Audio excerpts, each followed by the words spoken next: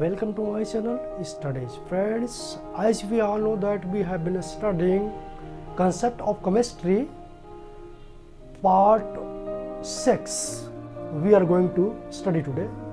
आज हम लोग पार्ट 6 पढ़ने जा रहे हैं। इसके प्रीवियस वीडियो में हमने बताया था इलेक्ट्रॉन्स, प्रोटॉन्स और न्यूट्रॉन्स के कुछ विषय में, और आज भी हम उसी पे चर्चा करेंगे।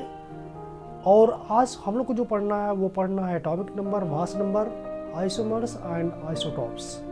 इस टॉपिक को कवर करते हुए फिर हम नेक्स्ट वीडियोज में हम एटम के स्ट्रक्चर के विषय में बात करेंगे कि किस तरीके से न्यूट्रॉन्स, प्रोटॉन्स और इलेक्ट्रॉन्स रिसाइड करते हैं एक एटम में, क्योंकि ये सब पार्टिकल्स होते हैं एक एटम्स के।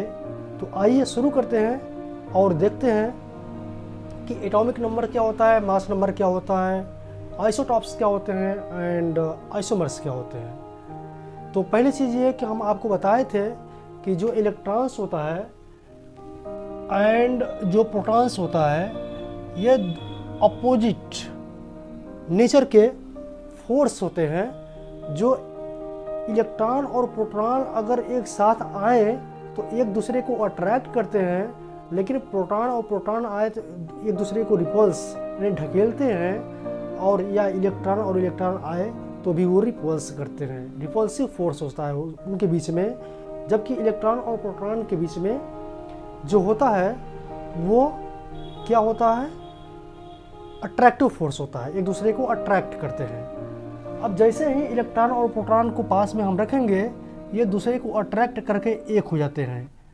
और जब यहाँ पर अट्रैक्ट हो गए तो इसके बाद अगर हम कोई इलेक्ट्रॉन या प्रोटॉन इस पास में लाएं तो यहाँ पर कोई अफेक्ट ही नहीं पड़ता। इसका मतलब सीधा सा हुआ कि इलेक्ट्रॉन के पास चार्ज था, आवेश था, और प्रोटॉन के पास भी आवेश था। ये दोनों आपस में अपोजिट नेचर के थे, तो ये दोनों आपस में अट्रैक्ट हो गए। अट्रैक्ट होने के बाद ये दोनों न्यूट्रल हो गए। न्यूट्रल मतलब कि बिल्कुल अब उनके पास चार्ज है ही नहीं, तो हम कह सकते हैं कि ये इलेक्ट्रॉन एंड और ये जो प्रोटॉन है इन दोनों के पास सेम चार्ज है, सेम आवेश है। और वो कितना होता है, वो होता है 1.6 × 10⁻⁻19 कूलम। इतना चार्ज होता है एक इलेक्ट्रॉन के पास, और उतना ही चार्ज होता है प्रोटॉन के पास। क्योंकि आपने देखा कि अगर दोनों अट्रैक्ट कर लेते हैं तो इसके बाद इलेक्ट्रॉन्स आए या प्रोटॉन्स आए कोई भी इलेक्ट्रिक फील्ड महसूस नहीं होता, कोई भी इलेक्ट्रिक फील्ड जनरेट क्रिएट नहीं होता। तो इसका मतलब ये हुआ कि इन दोनों के पास सेम अमाउंट ऑफ चार्ज होते हैं। लेकिन चूंकि इलेक्ट्रॉन और प्रोटॉन दोनों अपोजिट नेचर के हैं, इसलिए प्रोटॉन को पॉजिटिव से और इलेक्ट्रॉन को नेगेटिव से हम शो करते हैं। और कल वाले वीडियो में आपने ये भी देखा कि जो न्यूट्रॉन होता है वो न्यूट्रल होता है, यानी वो कोई भी आवेश उसके पास नहीं है, क्योंकि किसी भी आवेश के संपर्क में आने के बाद वो कोई एक्टिविटी रिएक्टिविटी नहीं दिखाता। जिस तरीके से E और P मिलने के बाद कोई रिएक्टिविटी नहीं दिखाते, उस तरीके से वो न्यूट्रॉन रिएक्टिविटी नहीं दिखाता। तो इससे हमें पता चलता है कि न्यूट्रॉन के पास कोई चार्ज नहीं है, वो उसका जो चार्ज है वो नीला है। तो ये प्रोटॉन हो गया और इलेक्ट्रॉन हो गया और ये न्यूट्रॉन हो गया। अब हम कल ये भी बताए थे कि जो प्रोटॉन और न्यूट्रॉन होते हैं उनके जो मास होते हैं वो लगभग बराबर होते हैं, लेकिन electron is lighter than proton. और कितना ये होता है 1/1836 टाइम्स, इतना वो हल्का होता है। इसका मतलब ये हुआ कि 1836 इलेक्ट्रॉन्स को मिला के हम एक प्रोटॉन के बराबर मास बना सकते हैं, यानी 1836 इलेक्ट्रॉन्स मिल के एक प्रोटॉन के बराबर वो होंगे।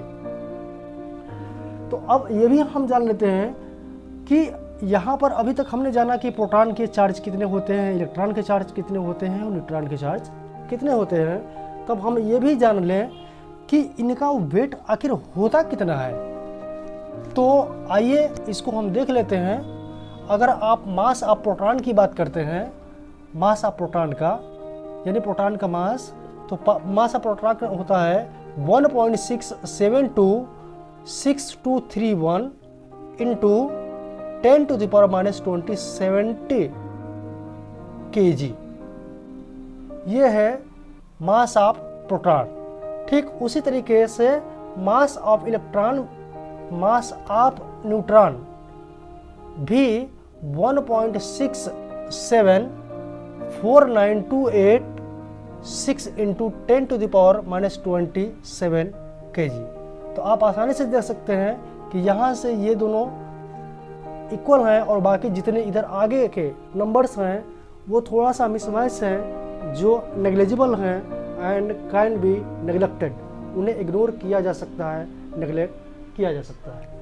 तो प्रोटॉन का मास और न्यूट्रॉन का मास बराबर होते हैं। अब आते हैं हम इलेक्ट्रॉन के मास में। तो इलेक्ट्रॉन का मास की अगर हम बात करें तो इलेक्ट्रॉन का जो मास होता है वो होता है 9.1093897 इंटू 10⁻31। जब आप इसका रिलेटिव मास निकालेंगे प्रोटॉन का और इलेक्ट्रॉन का, तो ये आएगा 1/1836 टाइम्स। आप इसको निकाल के देख सकते हैं, अप्रोक्सीमेटली इतना आएगा। तो ये था mass of proton, mass of neutron and mass of electron. इसके बाद हम आते हैं तो आगे बढ़ के देखते हैं कि किस तरीके से जो हमारे एलिमेंट्स होते हैं उनमें अलग अलग नंबर ऑफ प्रोटॉन्स होते हैं, डिफरेंट नंबर ऑफ इलेक्ट्रॉन्स होते हैं और डिफरेंट नंबर ऑफ न्यूट्रॉन्स होते हैं। अब हम बात कर ले कार्बन का ही। तो कार्बन का जो atomic number, atomic mass, isomers and isotopes की अगर हम बात करेंगे तो पहले हम ये देख लेते हैं कि जो आपका ये कार्बन है, कार्बन में 6 प्रोटॉन होते हैं और कार्बन में 6 न्यूट्रॉन भी होते हैं। और ये अगर अनडिस्टर्ब्ड है, कोई एक्टिविटी नहीं किया गया है, तो 6 इलेक्ट्रॉन भी होते हैं। हम जनरली ये कह सकते हैं कि अगर कोई भी अगर एलिमेंट अनडिस्टर्ब्ड है, यानी उस पर कोई छेड़छाड़ नहीं की गई है या कोई एक्टिविटी नहीं की गई है, तो नंबर ऑफ इलेक्ट्रॉन्स जो होते हैं वो इक्वल होते हैं नंबर ऑफ प्रोटॉन्स के। लेकिन न्यूट्रॉन्स से इनका कोई रिलेशन नहीं है, वो डिफर हो सकता है, कम हो सकता है, अधिक हो सकता है। जब हम कार्बन का स्टडी करते हैं तो लगभग 95% जो कार्बन्स होते हैं वो लगभग इसी पे आते हैं, 6 प्रोटॉन, 6 इलेक्ट्रॉन्स एंड 6 न्यूट्रॉन्स पे। 95 या 98% आप कह सकते हैं, 97% आप कह सकते हैं, इतने तक होते हैं। लेकिन कुछ कार्बन्स के जो एटम्स होते हैं वो 6 इलेक्ट्रॉन, 6 प्रोटॉन तो रखते हैं, लेकिन न्यूट्रॉनों की संख्या वो 7 रख लेते हैं, 7 न्यूट्रॉन, और किसी में 8 न्यूट्रॉन हो जाता है। तो इस तरीके से हम ये देखें तो हमें पता लगेगा कि 6 इलेक्ट्रॉन, 6 प्रोटॉन तो कार्बन में होता है, लेकिन 2% या 3% ऐसे उसके एटम्स होते हैं जिसमें 7 न्यूट्रॉन और 8 न्यूट्रॉन भी पाए जाते हैं। तो अब आपको ये पता होना चाहिए, जैसा कि मैंने बताया था कि न्यूक्लियस ही एटम का मेन मास होता है, जिसमें न्यूट्रॉन एंड प्रोटॉन होते हैं। बाकी इलेक्ट्रॉन्स इसके चारों तरफ घूमते रहते हैं और आप जानते हैं कि ये बहुत हल्के होते हैं। इनके मास को आप निगलेक्ट करें तो जो एटम का मास बनता है वो बनता है न्यूट्रॉन से एंड प्रोटॉन से।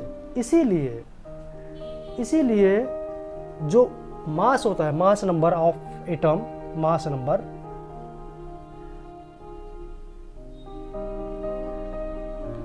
तो mass number of neutrons and number of protons से मिलकर बनता है, जिसको हम ए से डिनोट करते हैं। तो मास नंबर इसको बोलते हैं number of neutrons and number of protons. अब एटॉमिक नंबर की अगर बात करें तो एटॉमिक नंबर जो होता है उसको हम जेड से रिप्रेजेंट करते हैं। हम उसको जेड से रिप्रेजेंट करते हैं, तो जेड इजकल टू आपका इसमें हो जाएगा 6। ओके, तो यहां पर जो नंबर ऑफ प्रोटॉन्स की बात कर रहे हैं हम एन प्लस जेड कर सकते हैं। एन प्लस जेड, न्यूट्रॉन को एन से और प्रोटॉन को जेड से, और एटॉमिक मास जो होगा वो आपका मास नंबर जो होगा वो ए होगा, और जो एटॉमिक नंबर होगा वो 6 होगा। जब किसी एलिमेंट के एटॉमिक मास और एटॉमिक नंबर को रिप्रेजेंट किया जाता है, सपोज दैट कि कोई एक एलिमेंट x है, अगर आप इसके एटॉमिक नंबर को यानी नंबर ऑफ प्रोटॉन को रिप्रेजेंट करते हैं तो आप यहाँ पर नीचे लिखते हैं सब्सक्रिप्शन में जो जेड से होता है, और ऊपर जो मास नंबर लिखते हैं वो ए से होता है। जैसे हीलियम हो गया, तो हीलियम में 2 प्रोटॉन हैं तो 2 यहाँ पर लिखा जाएगा, और 2 न्यूट्रॉन भी होते हैं तो 2 प्रोटॉन प्लस 2 न्यूट्रॉन मिलके एटॉमिक मास जो होगा वो 4 होगा, मास नंबर वो 4 होगा। तो इस तरीके से हम मास नंबर निकालते हैं और इस तरीके से हम एटॉमिक नंबर निकालते हैं। अब आते हैं हम लोग आइसोटॉप्स एंड आइसोबार्स पे।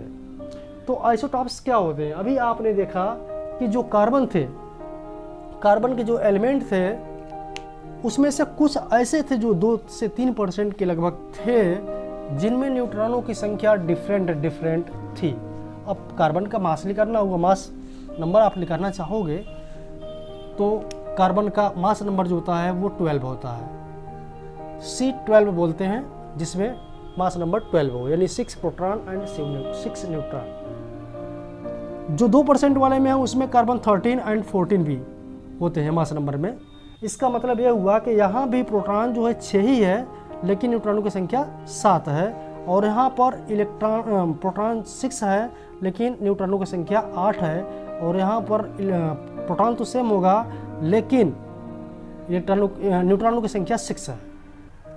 इस तरीके से आपको 3 वैरायटी में कार्बन मिलते हैं, एक C12, C13 एंड C14।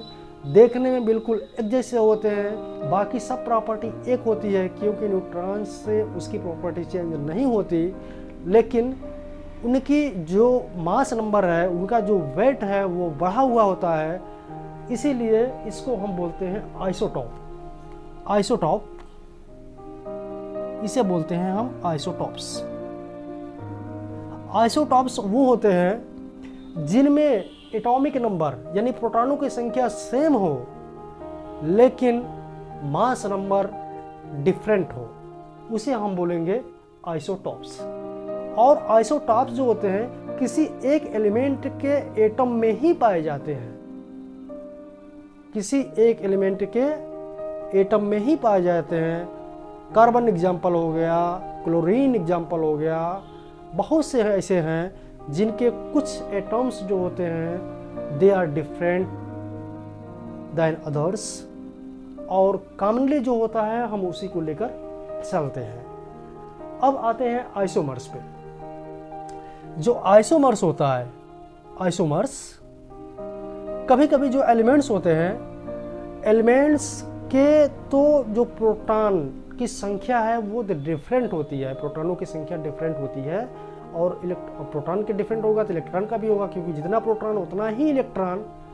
लेकिन न्यूट्रॉनों की जो संख्या होती है वो भी कभी कभी डिफरेंट होती है, और कभी कभी दोनों को जोड़ने पर जो मास नंबर आता है वो सेम आ जाता है। तो ऐसे केस में अब यहाँ पर हम 2 एग्जाम्पल लेते हैं, एक कार्बन का ले लें और एक ऑक्सीजन का ले लें। तो कार्बन में 6 प्रोटॉन है और ऑक्सीजन में 8 प्रोटॉन है, यानी यहाँ पर एटॉमिक नंबर डिफरेंट है। यहाँ पे जो एटॉमिक नंबर है वो डिफरेंट है, लेकिन मास नंबर की बात करें तो इसमें 6 अगर न्यूट्रॉन लेते हैं तो मास नंबर जो बन के आएगा वे 12 का आएगा। अगर ऑक्सीजन में 4 न्यूट्रॉन पाए जाएं तब भी जो मास नंबर आएगा वे 12 आएगा। इसका मतलब ये है कि अगर मास नंबर इक्वल हो और एटॉमिक नंबर डिफरेंट होना ही है, क्योंकि दूसरे एलिमेंट होंगे ना। प्रोटॉन एलिमेंट्स यहाँ पर जो हम बात कर रहे हैं वो बात कर रहे हैं कार्बन और ऑक्सीजन का। आखिर कार्बन जो है वो कार्बन क्यों है, जो ऑक्सीजन है वो ऑक्सीजन क्यों है? इसका मतलब ये है यहाँ पे कि जब भी किसी भी एटम के पार्टिकल्स को हम लेते हैं तो उसको एनालाइज करने के बाद ये देखते हैं कि इसमें कितने इलेक्ट्रॉन्स हैं, तो इसमें 6 इलेक्ट्रॉन्स हैं। कितने प्रोटॉन्स हैं, तो 6 प्रोटॉन्स होते हैं। इसका मतलब ये ही केमिकल में इम्पोर्टेंट रोल प्ले करते हैं। इसका मतलब ये है कि ये कार्बन ही है और कुछ नहीं। और कोई भी जिसमें 6 इलेक्ट्रॉन और 6 प्रोटॉन होगा वो कार्बन ही कहलाएगा, कुछ और नहीं कहलाएगा। जो प्रॉपर्टी कार्बन की होती है वही प्रॉपर्टी उसकी भी होगी, यानी वो कार्बन ही होगा।